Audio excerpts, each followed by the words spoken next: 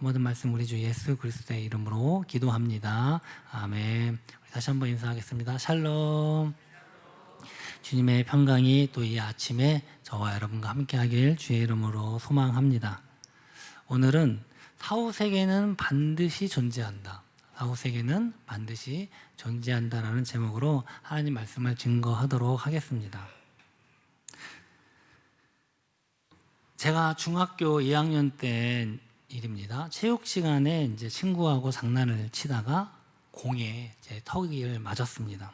근데 좀 잘못 맞았는지 턱이 좀 아프고 계속 찌릿찌릿해서 선생님께 말씀을 드렸어요. 그리고 이제 중간에 조퇴를 했습니다.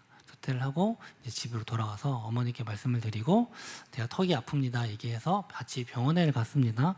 병원에 갔더니 엑스레이를 이제 찍어보자고 하는 것입니다. 그래서 이제 엑스레이를 찍었어요. 그리고 이제 의사가 와서 저에게 설명을 해주는데 제가 그 사진을 보고 너무 충격을 받았습니다. 멋있는 얼굴에 제가 있을 줄 알았는데 끔찍한 해골의 얼굴이 있었기 때문입니다. 맨날 영화에서만 보던 그 무섭고 두려운 해골이 저라는 겁니다. 전 잘생길 줄 알았는데 너무 끔찍한 그 얼굴에 제가 굉장히 트라우마가 생길 정도로 약간 충격을 받았던 기억이 납니다. 의사가 막 뭐라고 얘기하지만 무슨 말인지 하나도 안 들려요. 그냥 그 모습에 제가 충격을 받았지만 결론은 별 이상 없더라라는 이야기였던 것 같습니다. 여러분, 생각보다 내 자신의 얼굴, 특히 이 해골의 모습을 보는 게 생각보다 충격적입니다.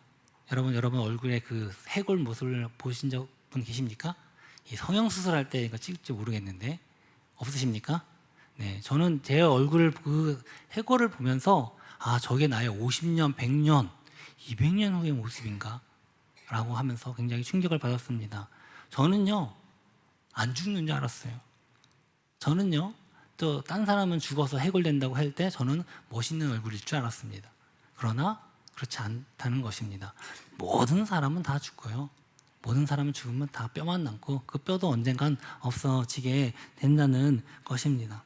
그래서 제가 처음으로 죽음에 대해서 그때 굉장히 진지하게 생각했던 기억이 납니다. 그렇습니다. 여러분, 어느 누구도요, 그 젊었을 때, 어렸을 때는요, 죽음에 대해서 생각을 쉽게 생각하지 못합니다. 또 나이가 들어도 또 그렇게 됩니다. 다른 사람은 옆에서 누가 쓰러졌습니다, 누가 돌아가셨습니다라고 얘기할 때 내 일 같지 않고 남의 일 같습니다. 그래서 남 얘기처럼 생각하게 됩니다. 나는 괜찮을 거야. 제가 굉장히 그런 생각을 많이 하고 있었습니다. 그러나 분명한 건요, 누구나 할 것 없이 반드시 죽는다는 거예요. 죽으면요, 우리는요, 살 다 썩어 없어지고 해골만 남습니다. 그 해골도요, 영원하지 않고요, 없어진다는 것입니다. 근데 또 이 죽음의 공포, 한번 죽음에 갖고 와본 사람은요, 또 죽음에 대해서 굉장히 민감하게 생각을 합니다. 그래서 그 죽음에 대해서 두려워지기 시작을 합니다. 그러니까 죽음이라는 걸 인식하는 순간부터는요, 무엇이 찾아오느냐? 죽음에 대한 두려움, 죽음에 대한 공포가 찾아오게 되는 것입니다. 그래서 보니까 이 죽음에 대한 공포, 사망 공포증이라는 것이 있대요. 실제로 이제 병원에서 진단을 하는 것인데, 이 병명이 따로 있을 정도로 그만큼 죽음에 대한 공포는요, 모든 사람이 겪는 일반적인 현상이라는 것입니다. 왜 사망에 대한 공포가 오는 걸까요? 전문가들에 따르면요, 6가지 정도로 나눌 수 있다라고 이야기를 합니다. 첫 번째는요, 고통에 대한 두려움이 있답니다. 죽는 것이 이제 그냥 죽는 것도 있지만 여러 가지 고통, 암 환자들도 굉장히 고통을 많이 유발한다고 합니다. 그렇게 여러 가지 사고를 당할 때 고통이 있지 않습니까? 두 번째는 미지의 것에 대한 두려움. 죽은 후에 어떤 것이 나올지 모르니까 모르기 때문에 생기는 두려움입니다. 세 번째는요, 부존재에 대한 두려움입니다. 이건요, 나라는 존재가 이 세상에서 없어진다라고 하는 거, 세상 사람들로부터 잊혀진다고 하는 것에 대한 두려움이라고 합니다. 네 번째는요, 영원히 벗어날 수 없는 벌에 대한 두려움. 아마 이건 사후세계를 이야기하는 것 같습니다. 다섯 번째는요, 통제력 상실에 대한 두려움. 이건요, 내가 아무리 뛰어나고 능력이 있어도 죽음 앞에서는 무기력함을 느낄 때, 내가 아무것도 할 수 없음을 느낄 때 생기는 두려움이다라고 합니다. 그리고 여섯 번째는 사랑하는 사람들의 미래에 대한 두려움. 좀 더 구체적으로 얘기하면 내가 떠남으로 남아있는 우리의 자녀들, 우리 식구들 생각하는 그 염려 때문에 생기는 두려움, 이렇게 6가지를 크게 나눠줄 수 있다고 합니다.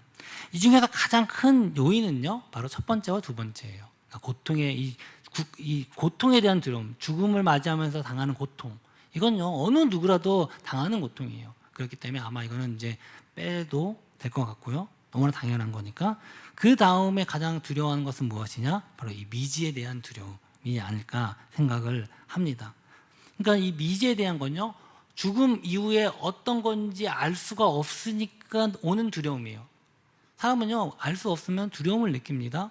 왜 우리가 밤에 두려움을 느낍니까? 안 보이기 때문에, 무엇이 튀어나올지 모르기 때문에 두려움을 느끼는 거예요. 똑같은 길인데도 낮에는 너무나 좋은 그 길이 밤이 되면 두려워지는 것은 안 보이니까, 무슨 일이 생길지 누가 나타날지 모르니까 생기는 두려움, 이 미지에 대한 두려움이 굉장히 크다는 것입니다.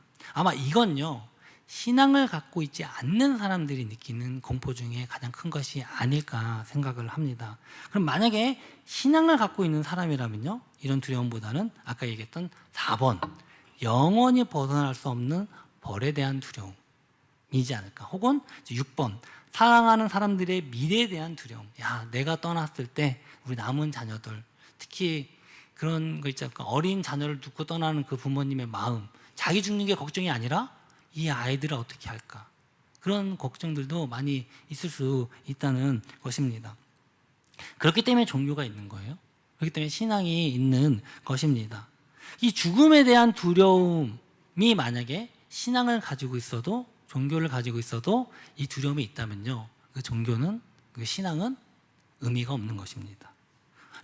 왜 종교가 있는 겁니까? 이 죽음에 대한 두려움을 없애주기 위해 있는 것입니다. 근데 여전히 그런 신앙이, 종교가 있다면, 그건요, 종교가 있음에도 불구하고 그런 두려움이 있다, 그럼 그 종교는, 그 신앙은 의미가 없다라고 이야기할 수 있습니다. 지난번에 한번 제가 말씀을 드렸죠. 불교는요, 신앙보다는, 또 종교보다는요, 철학과 윤리에 가깝다라는 것입니다. 왜냐하면 불교는요, 죽음 후에 관심이 대상이 아니에요. 지금 이 삶의 자체, 이 세상에서 내가 어떻게 고통과 고난, 근데 불교에서는 108번뇌, 108가지의 사람을 괴롭히는 번뇌가 있다라고 합니다. 거기서 벗어나는 게 최종 목적이에요. 그걸 해탈이라고 그러고 깨달음의 경지라고 이야기를 합니다. 그래서 수양을 하는 거예요. 그래서 이 땅 가운데서 이 공포와 두려움, 번뇌로부터 벗어나는 것이 목적입니다. 그렇기 때문에 불교는 오히려 종교라기보다는 철학에 가깝습니다. 윤리, 도덕에 가깝습니다. 그러나 다른 종교도 마찬가지지만, 다른 종교 역시 가지고 있음에도 죽음에 대한 공포에서 벗어나지 못한다면요, 종교로서, 신앙으로서 아무런 가치가 없는 것입니다. 다시 한번 말하면요, 이걸 다시 얘기하면, 이 가운데서도 우리가 죽음에 대한 두려움과 공포로 가득 찬 분이 계시다면 아직 그 신앙은 헛될 수 있다라는 것입니다. 그렇기 때문에 오늘 특별히 여러분 듣기 원하는 것은, 죽음에 대해서 이 두려움과 공포가 있으신 분들은 오늘 말씀을 잘 듣고 한번 함께 생각해 보시면 참 좋겠습니다. 이 죽음에 대해서 이 성경은요, 아주 간단하게 말씀을 하고 계십니다. 죽음은 무엇이냐? 영혼과 육체가 분리되는 것이다, 그렇게 말씀을 합니다. 마태복음 10장 28절, 오늘 본문이고 학가다 말씀인데요, 한번 읽어보겠습니다. 몸은 죽여도 영혼은 능히 죽이지 못하는 자들을 두려워하지 말고 오직 몸과 영혼을 능히 지옥에서 멸하실 수 있는 이를 두려워하라. 영혼을 분명히 있다고 말씀하고 계십니다. 성경은요, 처음에 하나님께서 인간을 창조하실 때 다른 동물과는 특별히 구별하신 것이 있습니다. 그건 무엇이냐? 인간을 하나님의 형상으로 만드셨다는 것입니다. 또한 하나님의 생기를 부어 넣으셨고, 그것으로 말미암아, 즉 영혼을 불어 넣으셨고, 그것으로 생명이 되었다, 이렇게 말씀합니다. 창세기 2장 7절 함께 읽어보겠습니다. 여호와 하나님이 땅의 흙으로 사람을 지으시고 생기를 그 코에 불어 넣으시니 사람이 생명이 되니라. 아멘. 즉 사람에게는요, 육체와 영혼이 있다는 것입니다. 그래서 사람은요, 하나님의 생기를 넣으셨고, 하나님께서 또 육체 안에 영혼을 두셔서 살아있는 영혼, 또 생명이 되었다라고 말씀합니다. 즉 살아있다는 건 무엇입니까? 육체와 영혼이 함께 있는 것이 우리가 이야기하는 살아있다라는 것입니다. 그렇다면 죽는다는 것은 무엇이냐? 육체에서 영혼이 떠나는 거예요. 육체에서 영혼이 떠나면요, 육체는요 그 즉시 멈춥니다. 모든 기능이 멈춰지게 됩니다. 그리고 썩어지게 돼요. 그리고 흙으로 돌아갑니다. 그렇게 해서 육체는 흙으로 돌아가서 완전히 사라집니다. 그러나 영혼은 남아있다는 겁니다. 영혼은 죽지 않습니다. 왜냐하면 영혼은요 하나님께로부터 나온 것이기 때문에 그렇습니다. 그러니까 죽음이란 영혼과 육체를 분리하는 것입니다. 그렇기 때문에 우리가 그 영혼에 대해서, 그러면 육체는 사라지는데 이 영혼은 그 다음에 어떻게 될까?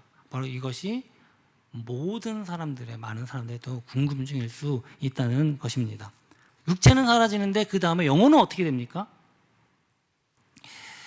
우리가 죽음의 공포를 이기기 위해서 분명히 해야 하는 것이 무엇이냐? 바로 이 영혼의 존재예요.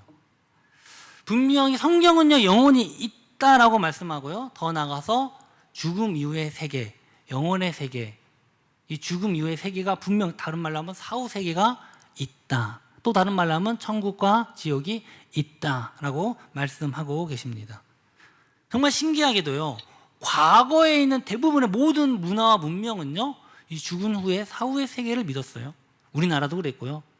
그 다음에 저기 뭐 이집트, 뭐 중국 황하 문명, 뭐 인더스 문명, 그 말고 뭐 인도에, 혹은 뭐 저기 미국 아메리카에 있는 인디안, 모든 문명 안에는요 이런 죽은 이후에 사후의 세계에 대한 신앙이 있었습니다. 그런데 공교롭게도 이 18세기 서구 유럽의 이 계몽주의가 확대되면서, 이 계몽주의는 무엇이냐? 이 비이성적이고 초자연적인 현상이나 기적에 대해서는 인정하지 않는 거예요. 눈에 보이지 않는데 어떻게 믿을 수 있냐? 실험하고 관측하고 우리가 논리적으로 판단할 수 있는 것만 믿어야지, 그것만이 사실이다 라고 믿는 것이 계몽주의예요. 그것이 점차 유럽 사회를 휩쓸고 가면서 바로 눈에 보이지 않는 것, 영적인 것, 그리고 영혼의 존재에 대해서 점점 소홀하게 됐다는 것입니다. 이런 것은 우리가 다룰 게 아니야 라고 하다 보니까 결국엔 이것이 어느 순간인가 부정되게 되었고, 오늘날 믿지 않는 많은 사람들이 있게 되었다는 것입니다. 근데 과연 영혼이 존재하는가 존재하지 않는가를 실험한 과학자가 있습니다.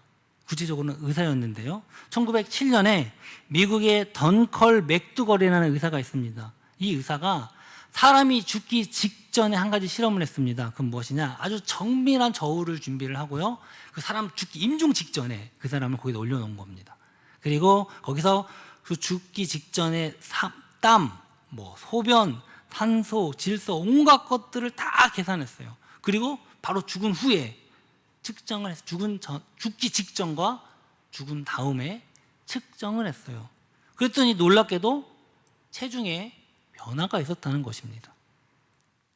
이게 그러니까 여러 사람들을 테스트했는데 체중에 변화가 있었습니다. 그런데 동물에게는, 개를 가지고 실험을 했는데 개에게는 여러 개로 아무리 실험해도 아무런 변화가 없었다라는 것입니다. 그래서 그 체중 변화가 얼마인가 측정을 해봤더니 평균적으로 21g 정도 되더라. 그래서 그 사람이 뭐라고 발표했냐? 인간의 영혼은 21g이다 라고 발표를 해서 학계가 이제 난리가 나는 것입니다.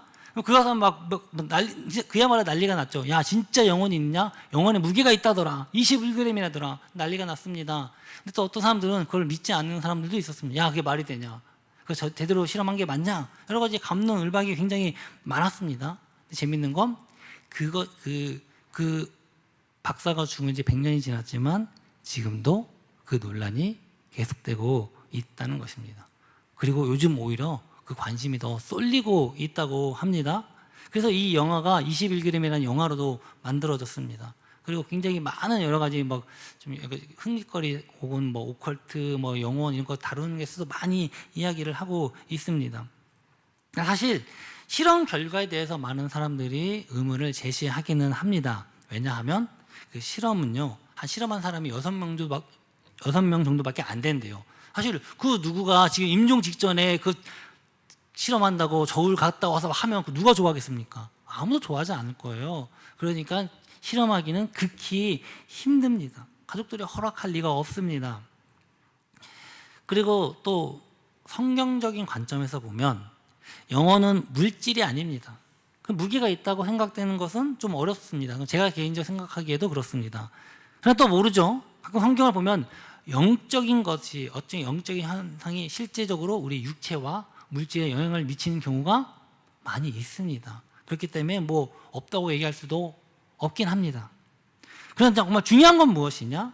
영혼의 무게가 있느냐 없느냐가 아니라 영혼이 있다는 것입니다. 임사 체험을 한 사람들이 공통점이 있다고 합니다. 그 임사 체험은 죽음 비슷한 체험을 하는 거예요. 실제 죽은 건 아니지만 비슷한 그 죽음의 체험을 하는 걸 임사 체험이라고 하는데, 바로 그 임사 체험을 한 사람들의 공통점은 무엇이냐? 자기 영혼이 몸을 빠져나와서 그 자기 몸이 쓰러져 있는 것을 보고 있는 것을 경험했다는 것이에요. 이걸 좀 더 전문적으로 얘기하면 유체 이탈이라고 합니다. 뭐 영어로 보면은 뭐 out of body experience 이렇게 얘기하는데, 뭐 가끔 뭐 유체 이탈 화법 정치권에서 얘기하는 그런 거 말고 진짜 유체 이탈, 내 몸을 내 몸 밖에서 이거를 보는 현상들을 이야기를 합니다. 이건요 단순한 심리 현상이나 꿈이나 환상과는 전혀 다른 경험이라고 이야기를 합니다. 제가 그 내 해골을 보면서 그 경험을 했거든요. 제가 내 모습이구나, 유체 이탈과 같은. 굉장히 이 유체 이탈을 경험하면요 굉장히 충격적이고 굉장히 그 기억에 남는다고 합니다. 특히 이 교통사고가 났을 때, 교통사고가 나면 분명히 다 대부분의 사고자들은 쓰러집니다. 그런데 이 사람이 깨어나서 하는 말이 그 어떻게 사고를 수습했는지를 다 알고 있다는 거예요.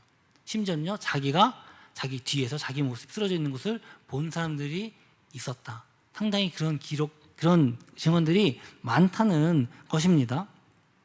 그래서 심리학 연구에 따르면 10명 중에 1명이 자기 생애에 최소 한 차례 이상 이 유체 이탈을 경험한다라는 그 보고가 있습니다. 이거 무슨 말이냐면요, 이 유체 이탈 현상은요 생각보다 일반적인 현상이라는 것입니다. 혹시 여기서 유체 이탈 경험하신 분 계십니까? 없네요. 할렐루야. 네, 여러분은 그런 사고를 당하지 않으셔서 그런 것 같습니다. 근데 여러분 그거 아십니까? 지금으로부터 2000년 전에 쓰여진 성경 안에 보면 이 유체 이탈 현상에 대해서 기록이 나와 있다는 것입니다. 고린도서 12장 2절에서 4절인데요. 내가 그리스도 안에 있는 한 사람을 아느니 그는 14년 전에 셋째 하늘에 끌려간 자라. 그가 몸 안에 있었는지 몸 밖에 있었는지 나는 모르거니와 하나님은 아시느니라. 내가 이런 사람을 아느니 그가 몸 안에 있었는지 몸 밖에 있었는지 나는 모르거니와 하나님은 아시느니라. 그가 낙원으로 이끌려가서 표현할 수 없는 말을 들었으니 사람이 가히 이르지 못할 말이로다. 아멘. 이 말씀을 기록한 사람은 사도 바울입니다. 사도 바울이 지금 2절과 3절에서 공통적으로 하는 말이 있죠. 그가 몸 안에 있었는지 몸 밖에 있었는지 나는 모르거니와 하나님은 아시느니라. 그것도 두 번이나 반복해서 이야기를 하고 있어요. 굉장히 강조하고 있다는 것입니다. 결국 이거는 단순한 꿈이나 환상이 아님을 이야기하는 것입니다. 몸 밖에 있었다는 것은 어떻게 합니까? 어떻게 몸 밖에 있을 수 있죠? 나 자신을 밖에서 바라볼 때만이 바로 이것을 볼 수 있는 것입니다. 굉장히 조심스럽게 설명을 해요. 이게 나는 모르거니와 하나님은 아신다. 근데 분명히 본인은 경험을 했기 때문에 이렇게 이야기를 하는 것입니다. 근데 이렇게 얘기해도 다른 사람이 경험을 안 해봤으면 이해를 못하니까 굉장히 지금 조심스럽게 이야기를 하면서도 두 번이나 강조를 하고 있습니다. 그리고 이건 무엇이냐? 사도 바울이 그 영혼이 육체에서 빠져나와서 자신의 모습을 보고 또한 하늘, 저 낙원, 또 다른 말로 하면 천국에 갔다고 지금 말을 하고 있는 것입니다. 이건요 결코 꿈이나 환상, 우리 기도 중에 보는 환상도 있습니다만 전혀 다른 것입니다. 사랑하는 성도 여러분, 분명히 우리에게는, 사람에게는 영혼이 있습니다. 영혼이 있습니다. 과학은요, 이 진화론은요, 인간과 동물은요 똑같다고 이야기합니다. 다르지 않다고 이야기합니다. 제가 금요 기도회 때 말씀을 드렸습니다만 과학자들은요, 동물들도 동성애를 한다. 그렇기 때문에 인간이 동성애하는 것은 이상한 것이 아니라 자연스러운 것이다. 그렇게 주장을 합니다. 하지만 성경은요, 분명히 인간과 동물은 똑같지 않다고 말씀합니다. 하나님의 형상으로 지음받았고 하나님의 생기로 영혼을 받았다고 말씀합니다. 그렇기 때문에 인간은요, 하나님의 형상으로 지음받았고 바로 영혼이 있는 것이, 하나님이 주신 그 영혼이 우리 안에 있는 것입니다. 하나님의 형상과 영혼을 가지고 있는 거룩한 존재라는 것입니다. 그렇기 때문에 동물이 한다는 거 인간이 하는 것은 있을 수가 없다는 것입니다. 하물며 세상 학문에서도 인간을 뭐라고 부릅니까? 인간을 만물의 영장이다, 이렇게 얘기합니다. 그럼 뭡니까? 만물의 영장이라는 것은 모든 것보다 뛰어나다는 거 아닙니까? 그런데도 불구하고 동물과 인간이 똑같다고 얘기하는 겁니다. 그러면서 이 동물과 인간이 똑같이 행동하는 것이 자연스럽다고 하는 것은 앞뒤가 맞지 않는 것입니다. 그렇다면 왜 사람들에게 욕할 때 동물에 빗대서 얘기합니까? 동물과 똑같은데 동물이라고 빗대서 얘기하는 게 욕입니까? 이 사람 새끼야 욕입니까?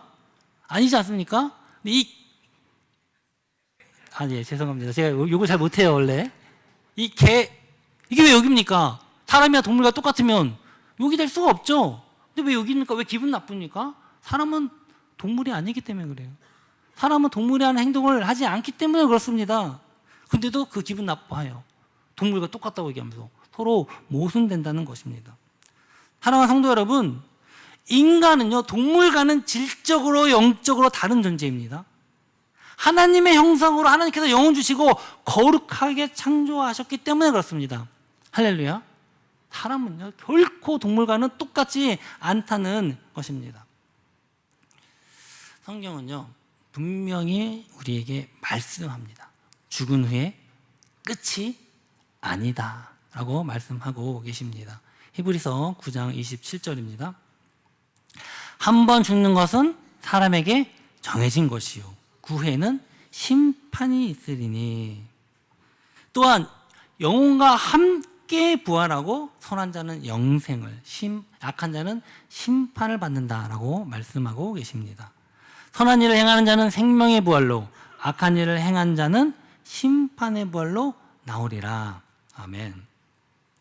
또한 예수님을 믿는 자는요, 죽어도 산다 라고 말씀하고 계십니다. 요한복음 11장 25절입니다. 예수께서 이르시되 나는 부활이요 생명이니 나를 믿는 자는 죽어도 산다. 아멘. 사랑하는 성도 여러분, 여러분 이거 믿으십니까? 정말 믿으십니까? 우리 지섭이 친구는 꼭 믿습니까? 아멘이요? 네, 아멘인 줄, 네. 부끄러워서 한 거 아니죠? 네. 정말 믿는 자에게는 생명의 부활이 있습니다. 제가 기독교 유튜브 채널을 보다가 이런 댓글의 내용이 달린 것을 보았습니다. 믿는 사람인 것 같아요. 내가 죽었는데 만약에 사후세계가 없다면, 내가 틀렸다면 난 뭔 뻘짓을 한 것이지? 예수가 있는 것 같기도 하고 없는 것 같기도 하고 불안하네 라는 댓글을 달렸습니다. 이게 그 기독교 채널, 성경 공부하는 채널에 달린 댓글의 내용이었습니다. 프랑스의 수학자 그 블레즈 파스칼이라는 사람은 굉장히 유명한 사람이고 또 수학자고 신학자이기도 합니다. 세계 최초로 계산기를 개발하기도 했습니다. 근데 그 사람은 이렇게 이야기를 했습니다. 만일 신이 존재하지 않는데 신을 믿는다면 잃을 것은 아무것도 없다. 그러나 신이 존재하고 신을 믿으면 영원한 행복을 얻게 되는 것이다. 반면 신이 존재하지 않는데 신을 믿는다면 얻는 것은 하나도 없지만 신이 존재하는데 믿지 않게 된다면 사후 세계에서 영원한 형벌을 받게 될 것이다. 그렇기 때문에 믿는 것이 더 확률적으로 유리하다라고 이야기를 했습니다. 여러분 어떻게 생각하십니까? 안 믿는 사람 입장에서는요, 신이 있든 없든 믿는 게 유리하다는 거예요. 어차피 뭐 신이 없으면 똑같은 거고, 근데 안 믿는 사람인데 만약에 안 믿게 되면 어떻게 됩니까? 지옥 가는 거예요. 그렇죠? 그러니까 차라리 본전치기와 지옥 가는 것보단 오히려 차라리 본전치기나 천국 가는 게 낫지 않습니까? 그래서 안 믿는 사람의 입장에서는 믿는 것이 확률적으로 유리하다는 것입니다. 근데 여러분 이거 잘 생각해 보시죠. 반은 맞고요. 반은 틀립니다. 믿지 않는 사람 입장에서는요, 믿는 게 분명히 유리합니다. 그렇죠? 지옥 가거나 똑같거나. 그러니까 차라리 지옥 50% 확률이 아닙니까? 믿져야 본전 아니에요. 그렇죠? 그러니까 그냥 믿는 겁니다. 그러나 믿는 사람 입장에서는, 진짜 믿는 사람 입장에서는요, 안 믿는 게 유리합니다. 여러분 잘 생각해 보십시오. 어떻게 50%의 확률로 여러분의 인생 전체를 걸 수 있죠? 어떻게 예수님 때문에 죽을 수 있죠? 어떻게 복음 전하다가 순교할 수 있죠? 사후세계가 있는지 없는지 50%의 확률밖에 되지 않는데, 지금 내가 분명히 살고 있는 이 생명, 이거 100% 확실한 거 아닙니까? 이걸 어떻게 있을 수 있고 없을 수 있는 50%의 확률에 내 인생을 걸 수 있습니까? 있을 수 있을지 없을지 모르는 50%예요. 우리의 100% 인생은요, 걸 수 없다는 것입니다. 사랑하는 성도 여러분, 기독교 신앙은요, 100%의 확신 때문에 믿는 것입니다.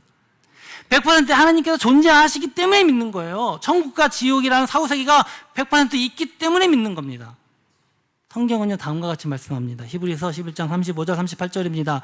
여자들은 자기의 죽은 자들을 부활로 받아들이기도 하며, 또 어떤 이들은 더 좋은 부활을 얻고자 하여 심한 고문을 받되 구차히 풀려나기를 원하지 아니하였으며, 또 어떤 이들은 조롱과 채찍뿐이 아니라 결박과 옥에 갇히는 시련도 받았으며, 돌로 치는 것과 톱으로 켜는 것과 시험과 칼로 죽임을 당하고 양과 염소의 가죽을 입히고 유리하여 궁핍과 환난과 학대를 받았으니 이런 사람은 세상이 감당하지 못하느니라. 그들이 광야와 산과 동굴과 토굴에 유리하였느니라. 사랑하는 성도 여러분, 50%의 확률로서 이런 죽음의 고통에서 이길 수 있습니까? 두려움을 이길 수 있습니까? 없다는 것입니다. 아까 제가 말씀드린 처음에 가장 인간에게 두려운 공포가 무엇이냐? 고통에 대한 두려움이에요. 그 다음에 미지에 대한 두려움이에요. 그 고통을 어떻게 50%의 확률로 이것을 내가 이길 수 있다는 말입니까? 여러분, 절대로 불가능합니다. 이 천국과 지옥이 50% 확률이 있다. 그것만으로 내 목숨을 걸 수 있고 내 인생을 걸 수 있다요? 불가능하다는 겁니다. 그건 말도 안 돼. 여러분, 걸 수 있습니까? 걸 수 없다는 겁니다. 오직 100%일 때만 갈 수 있어요. 제가 1부 때 얘기했지만 유명한 타짜 영화가 나오죠. 팔을 잡고 내 인생 전부와 팔을 전부를 걸겠어. 뭐 아니면 도예요. 반은 없습니다. 도박꾼도 그렇게 전부를 걸어요. 그런데 우리가 이 50%의 확률로 우리 100%의 인간의 삶을 걸 수 있다고요? 이건요, 말도 안 되는 것입니다. 사랑하는 성도 여러분, 100% 영생의 소망이 있기 때문에, 100% 천국의 소망이 있기 때문에 믿는 겁니다. 이거 그렇지 않고 불가능합니다. 결코 50%의 확률로는요, 결코 이렇게 믿을 수 없습니다. 그들이 직접 예수님의 부활을 보고 듣고 100% 확신했기 때문에 자신의 모든 삶과 고통 가운데서도 그 부활의 소망을 바라보며 그것을 이겨낼 수 있었다는 것입니다. 우리의 인생은요, 100%가 아니면 걸면 안 됩니다. 여러분 50%에 걸겠습니까? 제가 아까 말한 그 유튜브 댓글을 보면서 정말 안타까웠던 것은 무엇이냐면, 그 댓글 단 사람은요, 솔직히 말하면 아직 하나님을, 예수님을, 또 천국과 지옥을 믿지 못하는 사람이에요. 못 믿기 때문에 확률로 따져보면 유리하니까 한번 믿는 척 하는 겁니다. 교회 다니는 척 하는 겁니다. 이건요, 도박이에요. 50%의 확률로 거는 인생의 도박입니다. 그러나 사랑하는 성도 여러분, 50%의 확률로는 절대로 인생을 걸 수 없습니다. 그러니까 다시 어떻게 됩니까? 불안해지는 거예요. 사랑하는 성도 여러분, 신앙은요, 50%의 확률의 도박이 아니라 100%의 믿음입니다. 기독교 신앙은요 100%의 천국과 100%의 영생의 소망인 것입니다. 제가 지난번 설교 때 말씀을 드렸습니다. 자주 이야기합니다. 이 영국의 노회상 출신의 존 뉴턴, 그 사람은요 노회상 출신이에요. 노회가 자신에게 부를 가져다 주는, 그 노회를 싣고 항해하는 중에 풍랑을 만납니다. 다행히 그 풍랑이 벗어나요. 생명의 위협을 느꼈다가 벗어났을 때 그 죽음의 공포 앞에서 그가 어쩌다 풍랑이 지나가니까 어쩌다 운이 좋아서 기독교로 회심한 사람이 아닙니다. 이 사람은요 목사가 됐어요 나중에. 근데 그건요 그가 그 죽음의 공포 가운데서 부활하신 예수님을 만났기 때문에 가능한 겁니다. 그가 예수님 만나고 천국의 소망을 확신했기 때문에 자기를 부자로 만들어주는 그 노예 상인이라는 그 삶을 완전히 버릴 수 있었다는 것입니다. 그리고 자기의 인생을 완전히 예수님 앞에 헌신할 수 있었다는 것입니다. 이건요 100%의 확신 없이는 불가능합니다. 사랑하는 성도 여러분, 혹시 이 중에도 정말 하나님이 존재하실까? 정말 예수님께서 부활하시고 승천하시고 다시 오실까? 정말 영원히 있을까? 사후세계가 있을까? 천국과 부활이 있을까? 라는 의심이 든다면, 나는 아직 믿을 수 없을 것 같아 라고 생각이 든다면요 아직 믿지 못하신 것입니다. 아직 하나님을 인격적으로 만나지 못한 것입니다. 아직 부활하신 예수님을 만나지 못한 것입니다. 아직 역사하시는 성령님을 만나지 못한 것입니다. 사랑하는 성도 여러분, 교회 다니는 척 하는 것만으로, 예배 드리는 척 하는 것만으로, 믿는 척 하는 것만으로, 그건요 50%의 확률로 도박을 하는 것입니다. 사랑하는 성도 여러분, 신앙은요 100%의 믿음으로만 됩니다. 살아계신 하나님을 만나면, 부활하신 예수님을 만나면, 역사하시는 성령님을 만나면 100% 믿게 됩니다. 결코 의심할 수 없습니다. 그렇기 때문에 우리의 인생을, 모든 것을 맡길 수 있는 것입니다. 사랑하는 성도 여러분, 살아계신 하나님을 만나길 주의 이름으로 소망합니다. 부활하신 예수님을 만나길 소망합니다. 역사하시는 성령님을 만나길 소망합니다. 100%의 믿음, 100%의 구원의 확신을 갖기를 소망합니다. 이 은혜와 복이 저와 여러분과 우리 가정과 우리 자녀들과 우리의 부모님과 우리 아내와 남편과 우리 친구들에게 함께하길 주의 이름으로 소망합니다. 우리 함께 일어나서 결단하기 원합니다. 주님, 정말 우리가 50%의 도박이 아니라 100%의 확신으로 주를 믿기 원합니다. 내가 정말 주님을 만나기 원합니다. 살아계신 하나님을, 부활하신 예수님을, 역사하시는 성령님을 만나기 원합니다. 내게 100%의 천국의 소망, 영생의 소망을 갖게 하여 주시옵소서. 내가 주께 간구합니다. 우리에게 찾아와 주시옵소서. 우리의 자녀들, 우리의 가족들, 우리 부모님들, 내 아내와 남편, 우리 사랑하는 모든 사람들, 그 하나님을 만나고 이 100%의 믿음으로 천국의 소망을 갖게 하여 주시옵소서.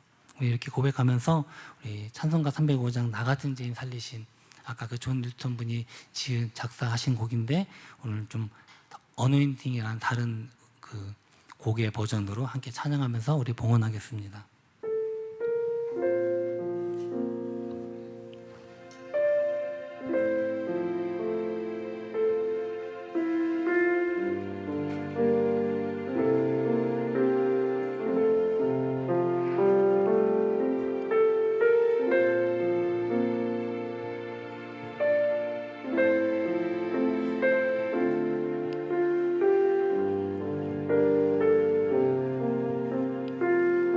나 같은 죄인 살리심,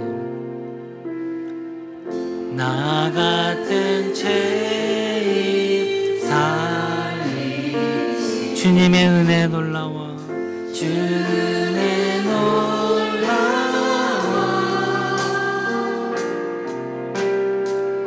잃었던 생명 찾았고 광명을 큰 죄 죄악에서 건지신 근죄악에서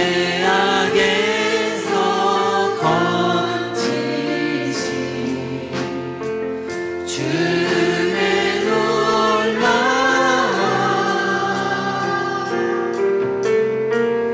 나 처음 믿은 그 시간 귀하고 주 찬양 주 찬양 주 찬양 내 마음 다해 주 찬양 주 찬양 내 생명 우리 더 큰 목소리로 찬양합니다. 이제껏 내가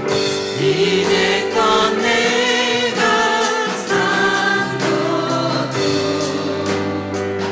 주님의 은혜라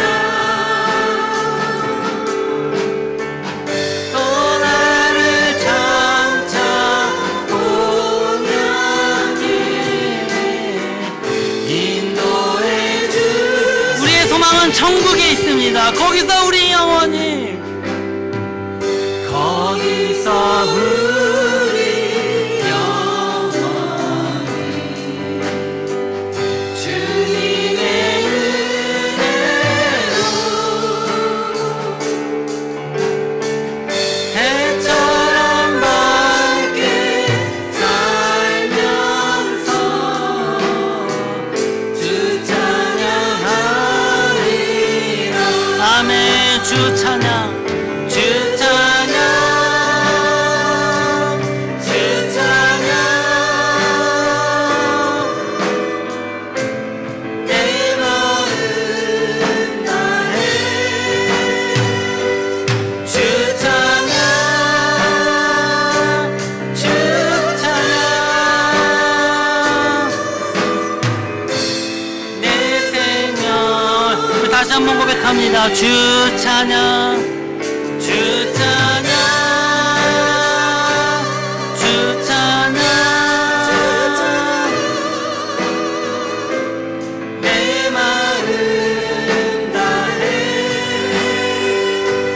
주 찬양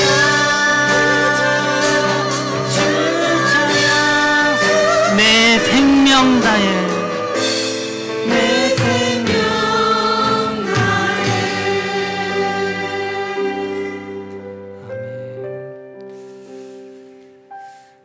주님, 정말 우리가 50%의 도박이 아니라 100%의 확신으로 우리 주님을 믿기 원합니다.